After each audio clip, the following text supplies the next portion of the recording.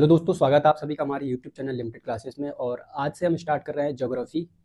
आज की इस वीडियो में हम बात करेंगे ज्योग्राफी के सिलेबस के बारे में, ज्योग्राफी की परिभाषा के बारे में। इन दो टॉपिक्स पर हम बात करेंगे, अपनी रणनीति तैयार करेंगे कि हमें आगे क्या करना है, क्या नहीं करना है, सिलेबस क्या है। ठीक है, उसको जो है थोड़ा सा डिटेल में जानने की हम कोशिश करते हैं। तो लास्ट तक इस वीडियो में बने रहिए, जैसा भी होगा आप लोगों को एकदम क्रिस्टल क्लियर सारी चीज़ें होती चली जाएंगी।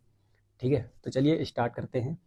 देखिए, पहले तो हम बात करते हैं ज्योग्राफी के सिलेबस के बारे में, पाठ्यक्रम के बारे में।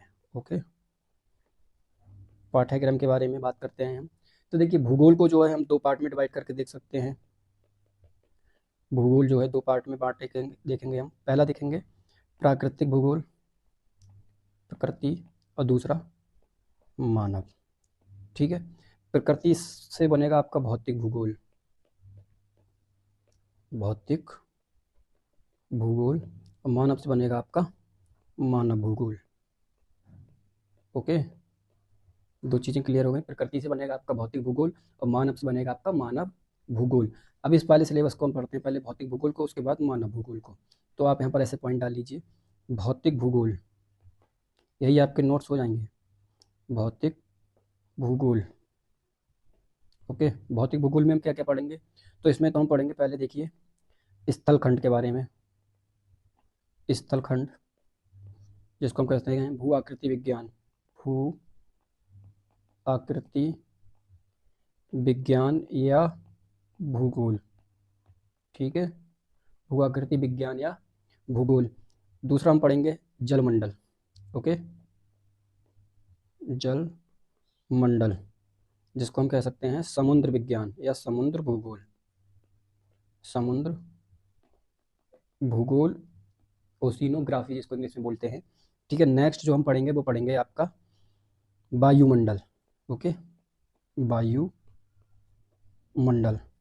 जिसको कहते हैं हम जलवायु विज्ञान, क्लाइमेटोलॉजी। ठीक है, जलवायु विज्ञान या भूगोल। ओके, फिजियोलॉजी, ओशिनोग्राफी और क्लाइमेटोलॉजी। ठीक है, ये तीन भूगोल हमको जो है पढ़ने हैं भौतिक भूगोल में। और एक इन तीनों को मिला के एक बनता है जैव मंडल, जैव मंडल। ठीक है, जिसको हम कहते हैं जैव पर्यावरण भूगोल, जैव पर्यावरण भूगोल।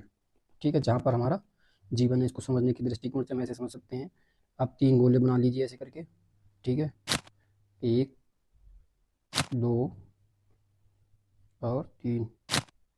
ओके, अब इन तीनों को मिला के ये वाला जो कॉमन पार्ट हमें नज़र आ रहा है ये, ठीक, ये क्या हो जाएगा आपका जैव मंडल, जैव मंडल।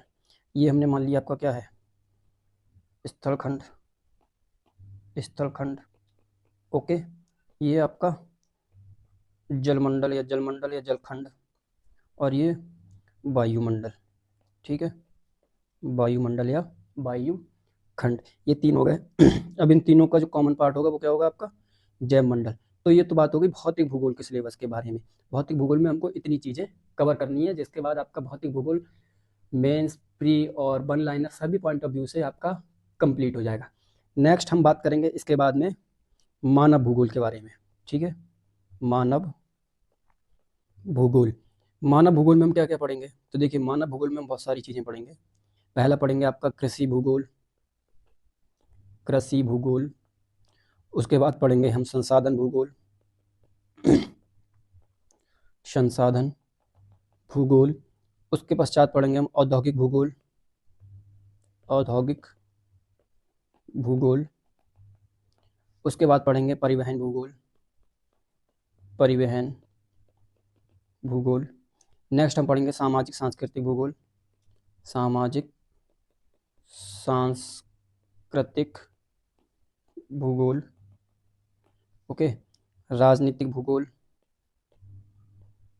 राजनैतिक भूगोल, और आर्थिक भूगोल। ठीक है, इतनी सारी चीज़ें हम जो है मानव भूगोल के अंतर्गत पढ़ेंगे। तो यहाँ पर हमने दो चीज़ें बात करी, एक भौतिक भूगोल, भौतिक भूगोल में हम स्थलखंड या भू आकृति विज्ञान, जलमंडल, वायुमंडल और जैव मंडल, इन चार पॉइंट या 4 टॉपिक को हम कवर करेंगे। उसके बाद हम पढ़ेंगे मानव भूगोल, जिसमें हम पढ़ेंगे कृषि भूगोल, संसाधन भूगोल, औद्योगिक भूगोल, परिवहन भूगोल, सामाजिक सांस्कृतिक भूगोल, राजनीतिक भूगोल, आर्थिक भूगोल, और जितना भी सब बचेगा सब इसी के अंतर्गत आ जाएगा, मानव भूगोल के अंतर्गत। वो वाला तो इंपॉर्टेंट है, लेकिन ये जो है वेरी वेरी इंपॉर्टेंट है ये वाला पार्ट, ठीक है। मोस्ट ऑफ द क्वेश्चंस आपके यहीं से बनते हैं। लेकिन इन दोनों को कवर करने से पहले हम पढ़ेंगे एक जो हमारा टॉपिक आ जाता है, वो है ब्रह्मांड। ओके, ब्रह्मांड, इसके बारे में हम पढ़ेंगे। ओके, ये 2 चीज़ें आपकी क्लियर हो गई। भौतिक भूगोल स्टार्ट करने से पहले हम ब्रह्मांड को जानेंगे। सूर्य, पृथ्वी, ग्रह कितने हैं, कैसे क्या हैं, इन सब के बारे में हम एक शॉर्ट इन्फॉर्मेशन हासिल करने की कोशिश करेंगे। तो ये तो हमारा हो गया प्लान कि हमको अपने पाठ्यक्रम में क्या क्या पढ़ना है। तो देखिए, ये तो हमने पढ़ा विश्व भूगोल की दृष्टिकोण से, ठीक है। भूगोल को हम 2 पार्ट में फिर से डिवाइड कर रहे हैं, विश्व भूगोल और भारत का भूगोल, ठीक है। विश्व का भूगोल और भारत का भूगोल। विश्व के भूगोल में हम यही 2 चीज़ें पढ़ेंगे, प्रकृति और मानव, ठीक है। भारत के भूगोल में भी हम यही 2 चीज़ पढ़ेंगे, प्रकृति और मानव।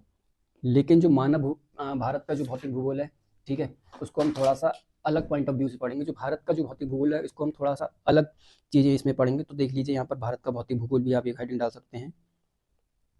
पढ़ना सब वही है, लेकिन थोड़ा सा सिलेबस चेंज हो जाएगा। भारत का भौतिक भूगोल, ओके। इसमें क्या क्या पढ़ेंगे हम? तो इसमें पढ़ेंगे चट्टान संरचना, चट्टान संरचना, ठीक है, या इसको हम बोल सकते हैं भूगार्भिक संरचना, ठीक। नेक्स्ट हम पढ़ेंगे भारत का भौतिक विन्यास, भारत का भौतिक विन्यास। उसके बाद हम पढ़ेंगे अपवाह तंत्र, अपवाह तंत्र। उसके बाद हम पढ़ेंगे भारतीय मानसून, भारतीय मानसून। नेक्स्ट हम पढ़ेंगे भारत की मृदा के बारे में, भारत की मृदा, ओके। नेक्स्ट इसके बाद पढ़ेंगे भारत का वनस्पति तंत्र, भारत का वनस्पति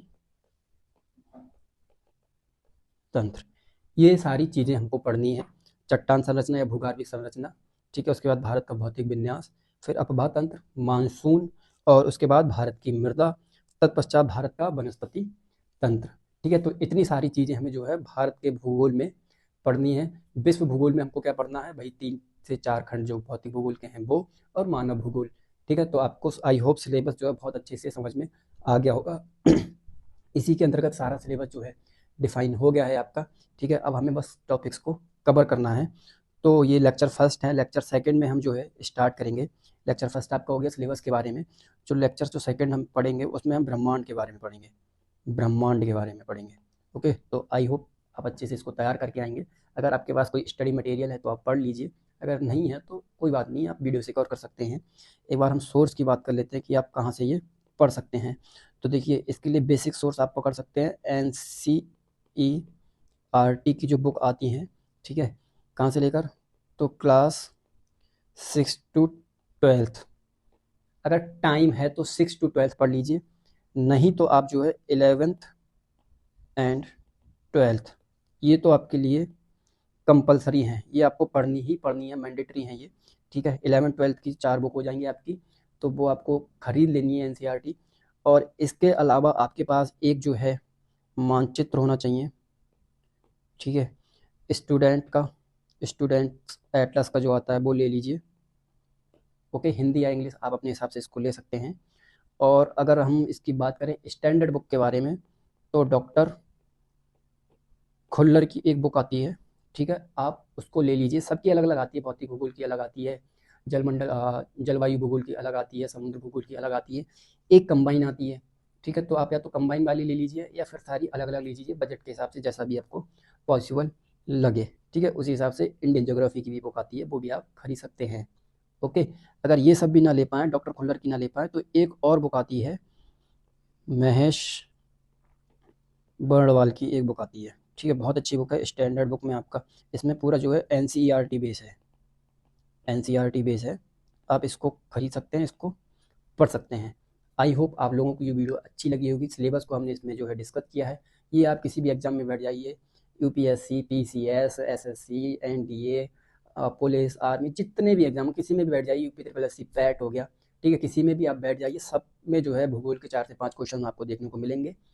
तो इन्हीं टॉपिक्स के अंतर्गत सारे क्वेश्चंस आपके आ जाएंगे। मैं आपको इस बात की गारंटी देता हूं कि आपका भूगोल का कोई भी क्वेश्चन छूट के नहीं जाएगा। अब भी आप जो है अगर सारे लेक्चर्स को कंटिन्यू डिस्कस करते हैं, लगभग 40 से 45 मिनट एक लेक्चर लिया करेंगे, ठीक है, डेली बेसिस पे सुबह 8 से 9 बजे आपका लेक्चर आ जाएगा। तो आप जो है उस हिसाब से इसको अपना टाइम टेबल के अकॉर्डिंग एडजस्ट कर सकते हैं। तो चलिए मिलते हैं नेक्स्ट लेक्चर में, जहाँ पर हम पढ़ेंगे ब्रह्मांड के बारे में, ठीक है।